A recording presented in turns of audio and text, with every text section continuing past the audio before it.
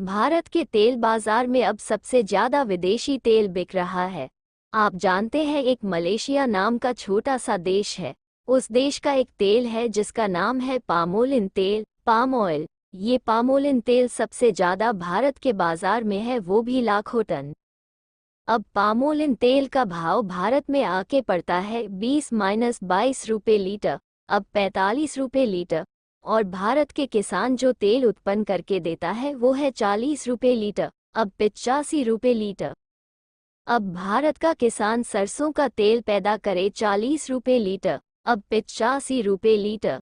नारियल का तेल पैदा करे 60 रुपये लीटर, तिलहन का तेल पैदा करे 90 रुपये लीटर। पर पाम तेल का भाव मिलता है 20-22 रुपये लीटर। तो सारे तेल बेचने वाले उद्योगपति धड़ल्ले से लाखों लाखों टन पाम तेल इंपोर्ट कर रहे हैं और उस पामोलिन तेल को मिलावट करके आपको बेच रहे हैं।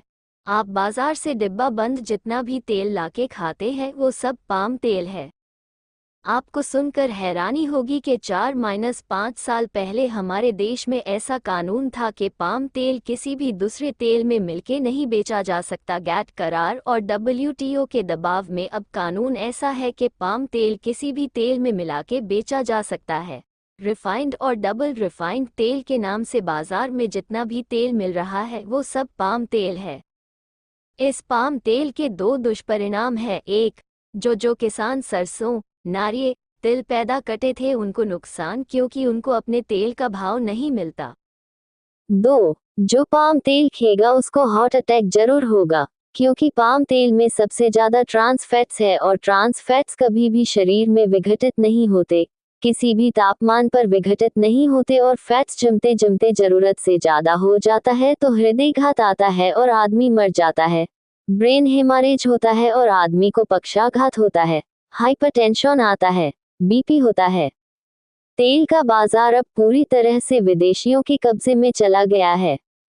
मित्रों, क्या आपने कभी विचार नहीं किया कि आखिर जिस रिफाइंड तेल से आप अपनी और अपने छोटे बच्चों की मालिश नहीं कर सकते, जिस रिफाइंड को आप बालों में नहीं लगा सकते, आखिर उस हानिकारक रिफाइंड तेल को कैसे खा लेते हैं? आज से 50 साल पहले तो कोई रिफाइंड तेल के बारे में जानता नहीं था। ये पिछले 20-25 वर्षों से हमारे देश में आया है। कुछ विदेशी कंपनियों और भारतीय कंपनियां इस धंधे में लगी हुई हैं। इन्होंने चक्कर चलाया और टेलीविजन के माध्यम से जमकर प्रचार किया, लेकिन लोगों ने माना नहीं इनकी बात को।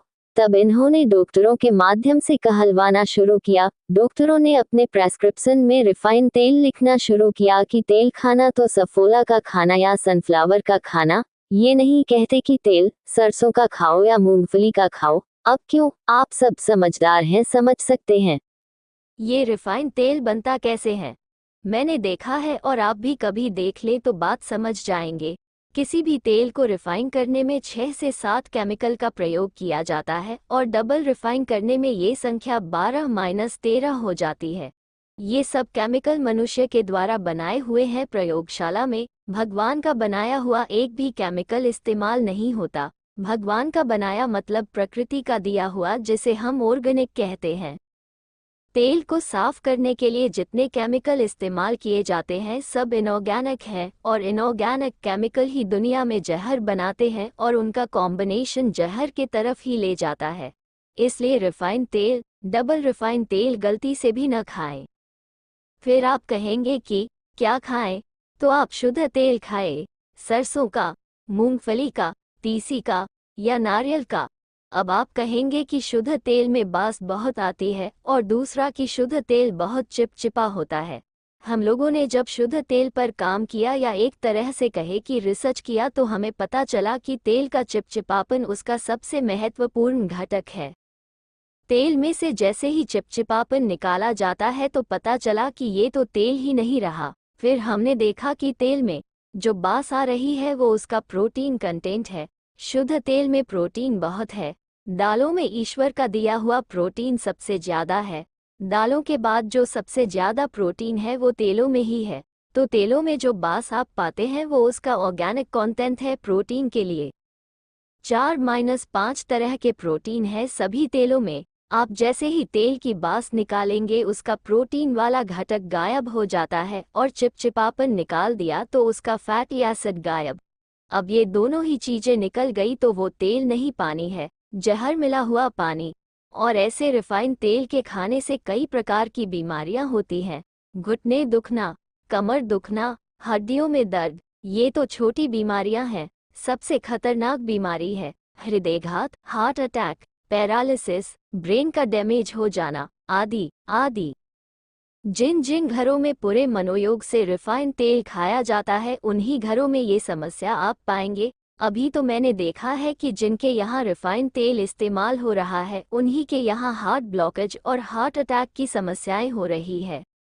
जब हमने सफोला का तेल लेबोरेटरी में टेस्ट किया, सूरजमुखी का तेल, अलग अलग ब्रांड का टेस्ट किया तो एम्स के भी कई डॉक्टरों की रुचि इसमें पैदा हुई तो उन्होंने भी इस पर काम किया और उन डॉक्टरों ने जो कुछ भी बताया उसको मैं एक लाइन में बताता हूँ क्योंकि वो रिपोर्ट काफ़ी मोटी है और सबका जिक्र करना मुश्किल है। उन्होंने कहा, तेल में से जैसे ही आप चिपचिपापन निकालेंगे, बास को निकालेंगे तो वो तेल ही नहीं रहता, तेल के सारे महत्वपूर्ण घटक निकल जाते हैं और डबल रिफाइन में कुछ भी नहीं रहता, वो छूछ बच जाता है और उसी को हम खा रहे हैं तो तेल के माध्यम से जो कुछ पौष्टिकता हमें मिलनी चाहिए वो मिल नहीं रहा है। आप बोलेंगे कि तेल के माध्यम से हमें क्या मिल रहा? मैं बता दूं कि हमको शुद्ध तेल से मिलता है HDL, हाई डेंसिटी लिपोप्रोटीन। ये तेलों से ही आता है हमारे शरीर में। वैसे तो ये लीवर में बनता है लेकिन शुद्ध तेल खाएं तब तो आप शुद्ध तेल खाएं तो आपका HDL अच्छा रहेगा और जीवन भर हृदय रोगों की संभावना से आप दूर रहेंगे। अभी भारत के बाजार में सबसे ज्यादा विदेशी तेल बिक रहा है। मलेशिया नामक एक छोटा सा देश है हमारे पड़ोस में। वहाँ का एक तेल है जिसे पामोलिन तेल कहा जाता है। हम उसे पाम तेल के नाम से जानते हैं। वो अभी भारत के बाजार में सबसे ज्यादा बिक रहा है। 1-2 टन नहीं, लाखों करोड़ों टन भारत आ रहा है और अन्य तेलों में मिलावट करके भारत के बाजार में बेचा जा रहा है। 7-8 वर्ष पहले भारत में ऐसा कानून था कि पाम तेल किसी दूसरे तेल में मिला के नहीं बेचा जा सकता था, लेकिन गैट समझौता और WTO के दबाव में अब कानून ऐसा है कि पाम तेल किसी भी तेल में मिला के बेचा जा सकता है। भारत के बाजार से आप किसी भी नाम का डब्बा बंद तेल ले आइए, रिफाइंड तेल और डबल रिफाइंड तेल के नाम से जो भी तेल बाजार में मिल रहा है वो पामोलिन तेल है। और जो पाम तेल खाएगा, मैं स्टाम्प पेपर पर लिख कर देने को तैयार हूं कि वो हृदय संबंधी बीमारियों से मरेगा। क्योंकि पाम तेल के बारे में सारी दुनिया के रिसर्च बताते हैं कि पाम तेल में सबसे ज़्यादा ट्रांस फैट है और ट्रांस फैट वो फैट हैं जो शरीर में कभी डिसॉल्व नहीं होते हैं, किसी भी तापमान पर डिसॉल्व नहीं होते और ट्रांस फैट जब शरीर में डिसॉल्व नहीं होता है तो वो बढ़ता जाता है और तभी हृदयघात होता है, ब्रेन हेमरेज होता है और आदमी पैरालिसिस का शिकार होता है, डायबिटीज़ होता है, ब्लड प्रेशर की शिकायत होती है।